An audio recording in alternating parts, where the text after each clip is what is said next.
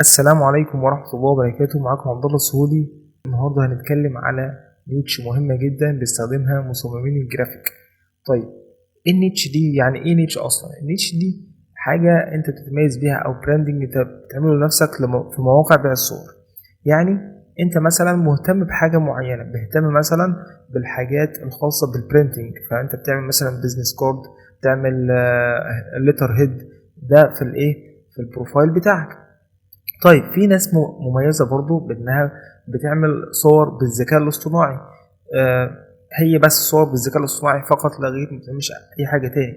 في ناس برضو بتعمل مثلا ريسورسز كده خاصة بمصممين الجرافيك. دي الريسورسز دي مهمة جدا، مصممين الجرافيك بيستخدموها في التصاميم بتاعتهم. إن شاء الله النهاردة في الفيديو ده هنعرف إزاي نعمل ريسورسز زي دي، من خلالها مصممين الجرافيك يعرفوا يستخدموا المصادر دي. فدي كان صفحة اسمها 8 ايكونز، ففيها 90,000 اسيتس، عدد التحميلات فيها 1,000,000 تحميلة.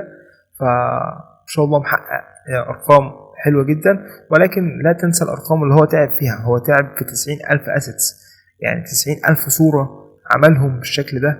فلو جينا للصور البداية خالص اللي هو اشتغلها، مثلا لو رحنا رقم 100، هل هو فعلا كان شغال في النيتش دي من البداية خالص ولا لأ؟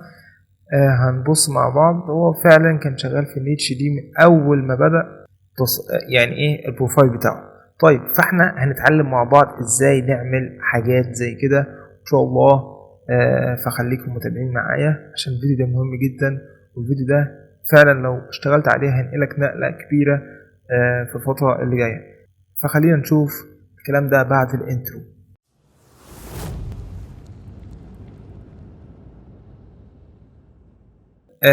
بص يا سيدي، احنا هنفتح ايمج كرييتور في براوزر بينج. هنفتح براوزر بينج ونكتب ايمج كرييتور فروم مايكروسوفت ديزاينر، وهنخش على الصفحه دي اللي احنا فيها حاليا دلوقتي. الصفحه دي زي ما قلنا قبل كده في الفيديوهات السابقه، لو انت ما سمعتهاش شغال عادي، ولكن بيكون بريت بطيء شويه، ولكن ما بتحسش بيه. طيب انا عايز اعمل ديزاينات زي كده او ريسورسز زي كده، استخدمها او ارفعها في مواقع بيع الصور. اعمل ايه بقى؟ بص يا سيدي، هنا مثلا هكتب مثلا ترينر ايركرافت، ونعملها مثلا فرونت فيو. بس انا ده اللي كتبته، واعمل كرييت، ادوس انتر، هنتظر شويه. لا ما جابليش صوره حلوه. ريد روز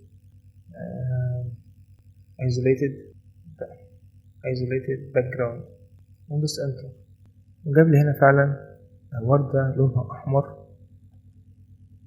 وممكن أعمل لها داونلود، وبعدين أجي هنا أفتح الداونلودز وأجيب الوردة وأفتحها في الملف البي اس دي. أفتحها في الملف ده، في ملف أنا كنت مش يعني كنت مظبطه قبل كده، اللي هو ده. نشيل القالب بتاع رمضان. الملف ده كان عبارة عن 2000 في 2000. ممكن نشوف السايز مع بعض. الملف ده كان 2000 في 2000 في فتحنا الملف وعملنا هنا مثلث، تمام، باللون الأخضر، وحطينا فيه هنا الايكون بتاع الترانسبيرنت باك جراوند، والايكون بتاع البي اس دي فايل، والايكون بتاع الهاي كواليتي ايمج. دي ايقونات حملتها من على النت، تمام، وكتبت فيها جنبها الكلام ده. بس ده بحيث ان ده هيكون القالب بتاعي لما ارفعه على فريبك. طيب انا هجيب الصورة بتاعتي واحطها فين؟ في الملف البي اس دي او ملف الفوتوشوب، تمام. جبت الصورة اهي، وبعدين هعمل لها ايه؟ هشيل الايه، الباك جراوند. هعمل ايه؟ انا محمل فوتوشوب تقريبا 21. هعمل سيلكت، وبعدين اعمل سيلكت اند ماسك، وبعدين اعمل سيلكت سبجكت. هو بيسيلكت اوتوماتيك السبجكت، تمام. هو كده عزل لي الباك جراوند، ودي بتكون حلوه جدا للناس مصممين جرافيك، بحيث انه ينزل الصوره جاهزه ما يتعبش فيها. اهي الصوره اهي، ونحول الصوره convert to smart object، تمام، بقت smart object. وادوس كنترول تي بحيث ان احدد الصوره، اصغرها شويه، اصغر شويه، وبكده الصورة بتاعتنا جاهزة للتحميل على مواقع بيع الصور. اعمل فايل، ادوس على فايل واعمل ايه اكسبورت او سيف از. اعمل سيف از وهنا اكتب ريد روز isolated background. تمام، وادوس انتر. ده الملف البي اس دي، ولكن انا مش عايز الملف البي اس دي بالشكل ده. الملف البي اس دي انا عايزه خالي من الحاجات دي. بمعنى ايه؟ يعني الملف البي اس دي اللي انا هحفظه هيكون 2000 في 2300 وادوس كرييت، وهجيب بس فيه اشيل بس الصورة دي وهجيب الصورة بتاعتي احطه هنا. ده اللي هرفعه كملف بي اس دي في الايه في مواقع بيع الصور. تمام، نخلي واحد. دي الصورة اللي هرفعها في موقع بيع الصور. طب دي هتكون عبارة عن ايه؟ دي بقى هتكون عبارة عن الايمج اللي هتتصدر للعميل. هتكون طبعا بصيغة جي بي جي، وندوس سيف وندوس اوكي وبس كده. نفتح بقى موقع فريبك ونيجي عند ابلود فايل. هنا بيقول لك ايه؟ البي اس دي لازم يكون عبارة عن اقل السايز بتاعه 1.5 ميجا. البريفيو بتاعه لازم يكون جي بي جي، يكون الريزوليوشن بتاعه 4 ميجا بكسل مينيمم اند ايه 1100 ميجا بكسل ماكسيمم. يعني مينيمم تكون الصورة الجي بي جي تكون 4 ميجا بكسل. فنبص نتشيك بس على الصورة بتاعتنا هل هي 4 ميجا بكسل ولا مش 4 ميجا بكسل. الصورة لا مش 4 ميجا بكسل، فاحنا عايزين نعلي الكواليتي بتاع الصورة.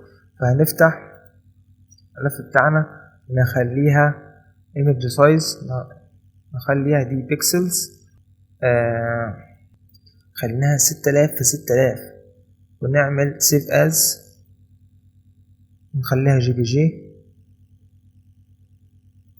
وندوس اوكي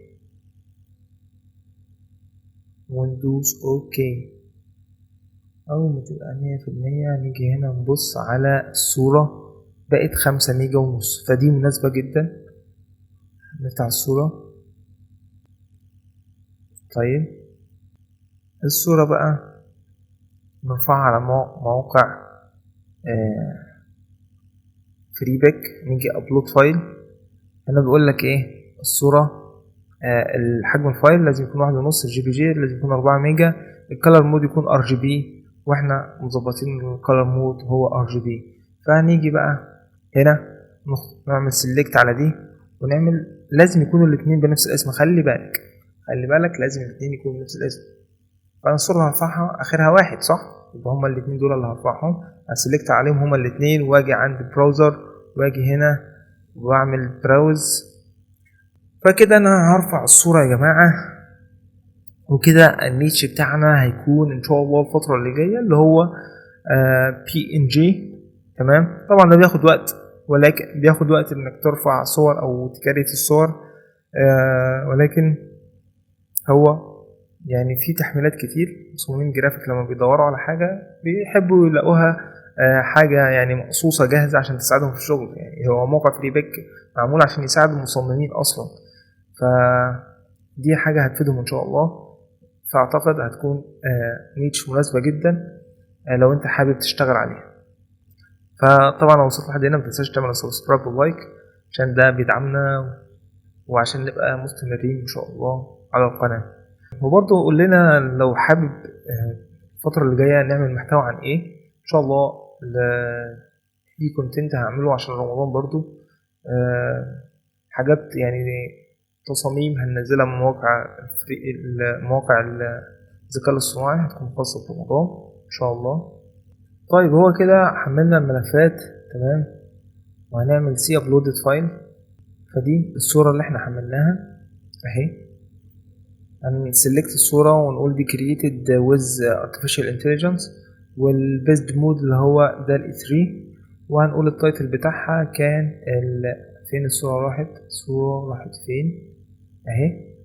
التايتل بتاعها كان ده كان ريد روز isolated background. ده التايتل بتاعنا، وهنحط التاجز او الكيوردز. علامة سبميت ظهرت اهي، وندوس كونتينيو. كده احنا عملنا سبميت للصورة، وهي في الاندر ريفيجن دلوقتي اهي، الريد روز ايزوليتد باك جراوند.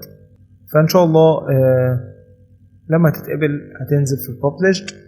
دي الحاجات الببلشد الفترة اللي فاتت اللي نزلتها. ان شاء الله هسيب الرابط بتاع الموقع بتاعي في فري بيك لو انت حابب تحمل تصاميم منه. وان شاء الله اكون فدتكم في الفيديو ده، وان شاء الله نتابع بعض في الفيديوهات اللي جايه. والسلام عليكم، ان شاء الله تابعوني في الفيديوهات اللي جايه. والسلام عليكم ورحمه الله وبركاته.